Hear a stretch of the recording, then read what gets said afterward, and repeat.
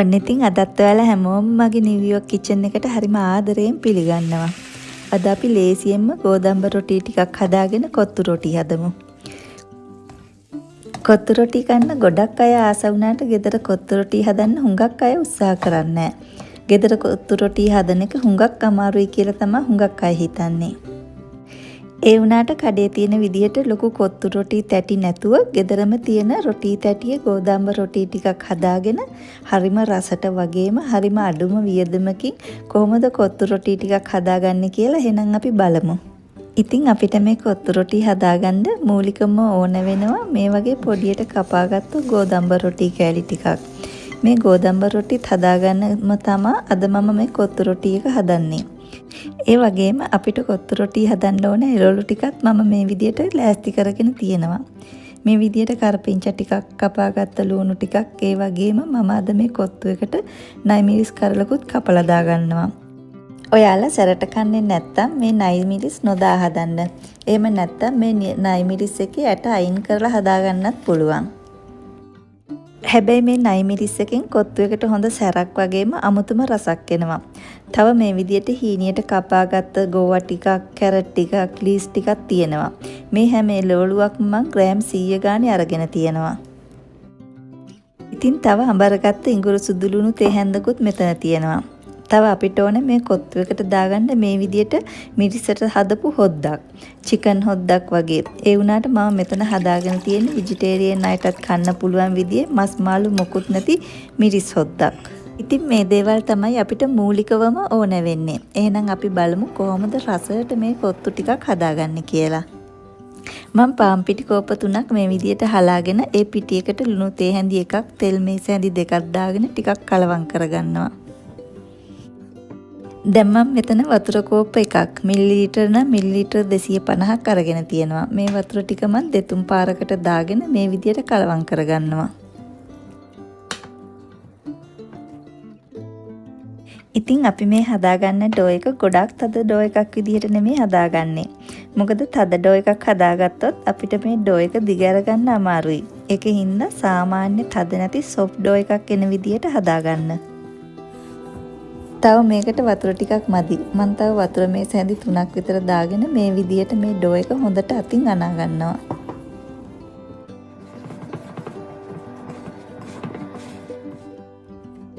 ඔයාලගේ ඩෝ එක තදයි වගේ කියලා හිතනවා නම් තව වතුර මේස හැන්දක් වගේ දාගෙන මේ විදියට විනාඩි කිහිපයක් හොඳට අනා ගන්න. දැන් මම මගේ ඩෝ එක විනාඩි 2ක් 3ක් විතර මේ විදියට අනා ගත්තා. දැන් මේ බලන්න මේ ඩෝ එක දැන් හොඳ සොෆ්ට් එකට තියෙනවා. දැන් අපි මේ ඩෝ එක කුඩා බෝල විදියට කඩා ගන්න ඕනේ. කඩාගත්ත ඩෝ බෝල තියන්න මේ විදියට භාජනයකට තෙල් ටිකක් ගාගෙන ලෑස්ති කරලා තියාගන්න. දැන් අපිට පුළුවන් මේ ඩෝ එක මේ විදියට පොඩි බෝල විදියට කඩා ගන්න. මේම බෝල කඩාගත්තාම අපිට ආයේ අමුතුවෙන් මේ බෝල රවුම් කරන්න ඕනේ නැහැ. මේ විදියට හොඳට රවුම් වෙලා තියෙනවා. මෙතනදී ඔයාලගේ රොටි තැටිය කුඩයි නම් පොඩි ඩෝ බෝල කඩා ගන්න.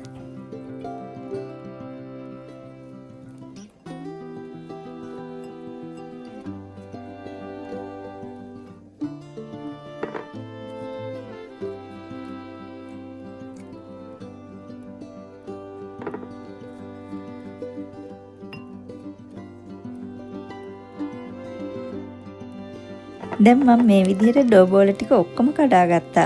දැන් මේ ඩෝ බෝල වල මේ විදිහට තෙල් පොඩ්ඩක් ගාගෙන වහලා පැය 2ක් විතර තියාගන්නවා. එතකොට මේ ඩෝ බෝල ටික තුනී කරගන්න ලේසියි. ඉතින් මේ ඩෝ බෝල ටික මම මෙහෙම වහලා තියලා ඔයාලට මම ඉක්මනටම පෙන්නන්නම් කොහොමද මස් මාළු නැතුව මස් මාළු නොකන අයටත් කන්න පුළුවන් විදිහට මේ කොත්තු වලට දාන මිරිස් හොද්දක් හදාගන්න කියලා. මුලින්ම මම අමු 3-5 මේස හැඳි එකක් මිරිස් කුඩු මේස හැඳි එකක් භාජනයකට දාලා අඩු ගින්දරේ හොඳට බැද ගන්නවා. මේ ටික බදිනකොට ඔයාලා පුච්ච ගන්නේ නැතුව අඩු ගින්දරේ මේ විදියට හොඳට ටිකක් තද පාට වෙනකම් බැද ගන්න.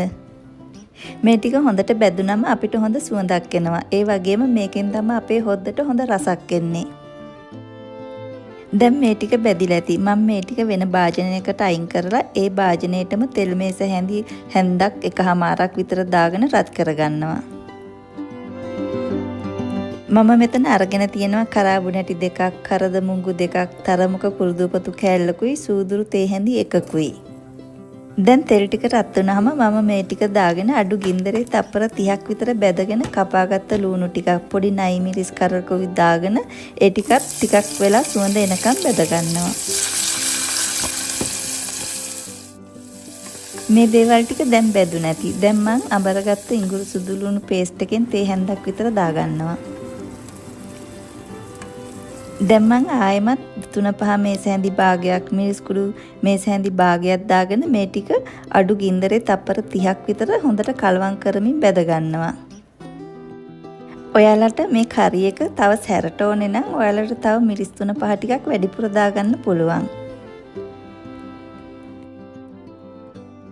මේ ටිකක් බැදුනම මම ටොමැටෝ පේස්ට් මේස හැඳි එකමාරක් දාගන්නවා. ඔයාලට පුළුවන් කපාගත්ත තක්කාලි ගෙඩියක් මේ වෙනුවට දාගන්න.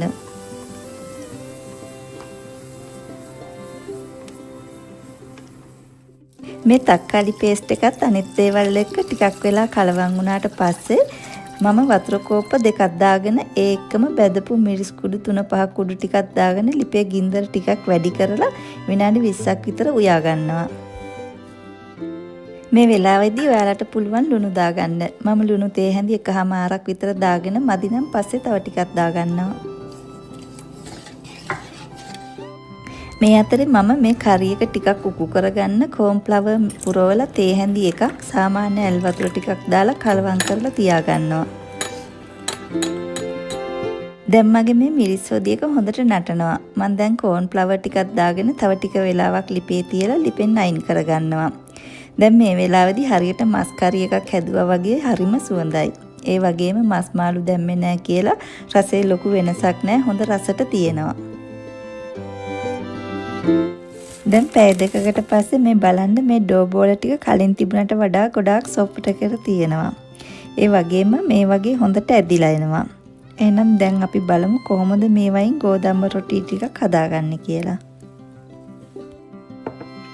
දැන් මම මගේ මේ ඩෝ මැට් එකට මේ විදිහට තෙල් ටිකක් ගාගෙන අතෙත් තෙල් ටිකක් ගාගෙන ඩෝ එකක් අරගෙන මේ විදිහට අතින් ටිකක් තුනී කරගන්නවා.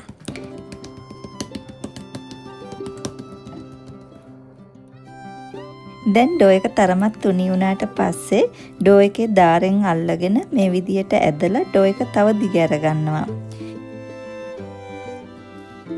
මේ විදිහට ඩෝ එක වටේම රවුමට හොඳට දිග අරගෙන අතින් තව ටිකක් මේ විදිහට දිග ඇරුනේ නැති දාර දිග අරගන්න.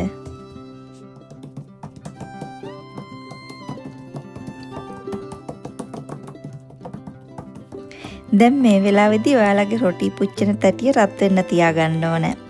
දැන් මේ විදිහට තුනී කරගත්ත ඩෝ එක පරිස්සමට අත් දෙකෙන් උස්සලා අරගෙන රත් වෙච්ච තැටියට දාගෙන එක පැත්තක් තප්පර 15-30ක් විතර තියලා අනිත් පැත්තත් ඒ වගේම පුච්චගෙන ලිපෙන් අයින් කරගෙන කිචන් ටවල් එකකින් වහලා තියාගන්න. එතකොට අපේ ගෝදම්බ රොටි ටික වේලෙන්නේ නැතුව හොඳ සොෆ්ට් එකට තියාගන්න පුළුවන්. ඉතින් අපි මේ ගෝදම්බ රොටි හදන්න හරිම අඩු තෙල් ප්‍රමාණයක් තමයි පාවිච්චි කළේ. ඒ වුණාට බලන්න මේ ඩෝ එක ගොඩාක් තුනියට තුනී කරගන්න පුළුවන්. මේ ගෝදම්බ රොටි අපි ගොඩාක් තුනියට තුනී කරගන්න ඕනේ. ඒකින්ද ඔයාලට තියෙනවා නම් මේ වගේ ඩෝ මැට් එකක් හරි ඇලුමිනියම් භාජනයක ලොකු පියනක් හරි ප්ලාස්ටික් ලොකු ට්‍රේ එකක් හරි ගන්න. මොකද මේ වගේ දේවල් වල මේ ඩෝ එක තෙල් වැඩි නොදා හොඳට ඩෝ එක දිග අරගන්න පුළුවන්.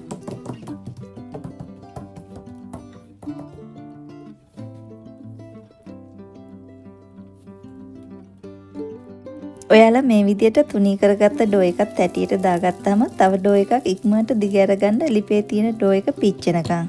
එතකොට අපිට පුළුවන් මේ ගෝදම්බ රොටි ටික ඉක්මනට හදලා ඉවර කරගන්න. අනික ඔයාලට ලොකු රොටි තැටියක් තියෙනවා නම් මේ ඩෝ බෝල ටික ලොකුවට කඩාගෙන මේ විදියට ගෝදම්බ රොටි හදාගන්න පුළුවන්. මේ විදියට ගෝදම්බ රොටිය පිච්චුනාම ඉක්මනටම ලිපෙන් අයින් කරගන්න. දැන් මේ බලන්න මේ ගෝදම්බ රොටිය ගොඩාක් තුනියට කඩදාසියක් වගේ තියෙනවා.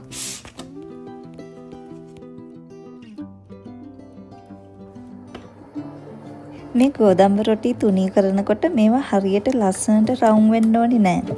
මේවා තුනී කරද්දී ඉරුණට කමකුත් නෑ. මොකද මේවා අපි පොඩි කෑලි වලට කපලා ගන්න හින්දා. ඉතින් දැන් මම මේ විදිහට ගෝදම්බ රොටි ඔක්කොම ටික හදාගත්තා. මේ බලන්න මේවා හොඳ තුනියට තියෙනවා. දැන් මම මේ ටික මේ විදියට රෝල් කරගෙන කපා ගන්න යන්නේ.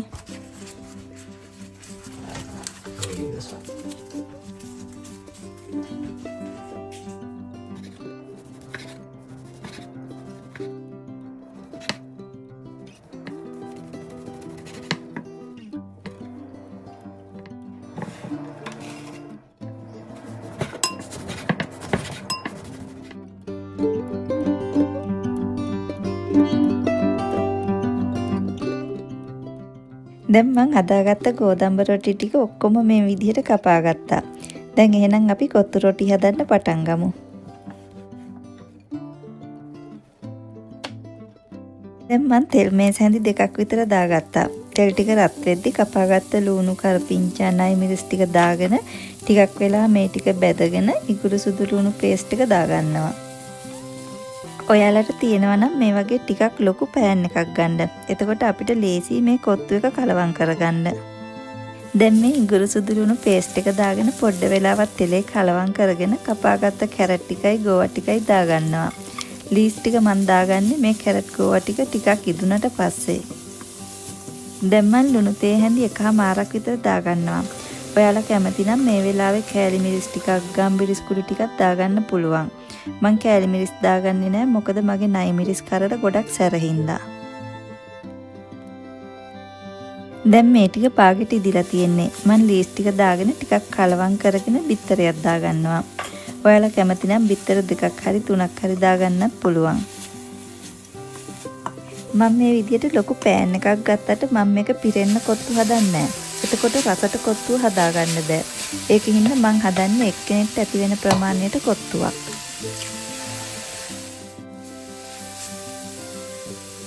දැන් මේ බිත්තරේ පොඩ්ඩ වෙලාවක් ඉදෙන්න තියලා එළවලුත් එක්ක කලවම් කරගන්නවා.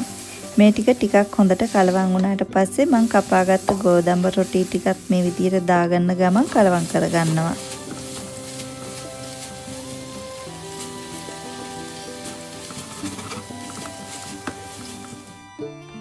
දැන් ඔයාලට පුළුවන් මේ විදියට හැඳි දෙකක් අරගෙන මේ ගෝදම්බ රොටිය හොඳට කලවම් කරගන්න.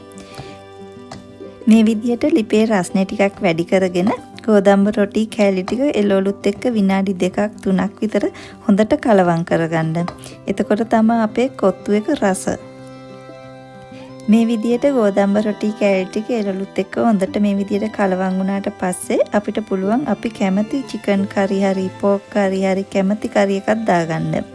මං දාගන්නේ මං හදාගත්ත මස් මාළු මොකුත් නැති මේ කරි එක. මේ කරි ඔයාලා කැමති ප්‍රමාණයක් ඔයාලගේ රස අනුව දාගෙන ටිකක් මේ විදියට හොඳට කලවම් කරගන්න. කොහොමත් කරි එකෙන් ටිකක් වැඩිපුර දාගන්න. නැත්තම් කොත්තු එකේ ඩ්‍රයි ගතියක් හිටිනවා. දැන් මේ වෙලාවේ ඔයාලට පුළුවන් ලුණු බලලා ලුණු එකතු කරගෙන ලිපෙන් අයින් කරගන්න. ඉතින් මං හිතනවා ඔයාලත් මේ විදියට තෙල් ඉතාම අඩු ප්‍රමාණයක් පාවිච්චි කරලා කන්න හොඳ නැති කෑමක් විදියට සලකන ඒත් හැමෝම කන්න ආසම කොත්තු සෞඛ්‍යදායී විදිහට ගෙදරම හදලා ඔයාලගේ ගෙදර අයත් එක්ක නිවාඩු වෙලාවක රස බලයි කියලා. ඉතින් ඔයාලා මගේ මේ වීඩියෝ එකට කැමති නම් ලයික් කරන්න, කමෙන්ට් කරන්න, ඒ වගේම මගේ මේ channel එක subscribe කරලා නැත්නම් subscribe කරලා බෙල් ඒ ළඟම තියෙන bell icon එකත් press කරලා තියාගන්න. එහෙනම් ආයෙමත් මේ වගේ රසවත් වීඩියෝ එකකින් මුණ ගැහෙනකන් ඔයාලා හැමෝටම සුබම සුබ දවසක්. යාළුවොත් එක්ක share කරන්න.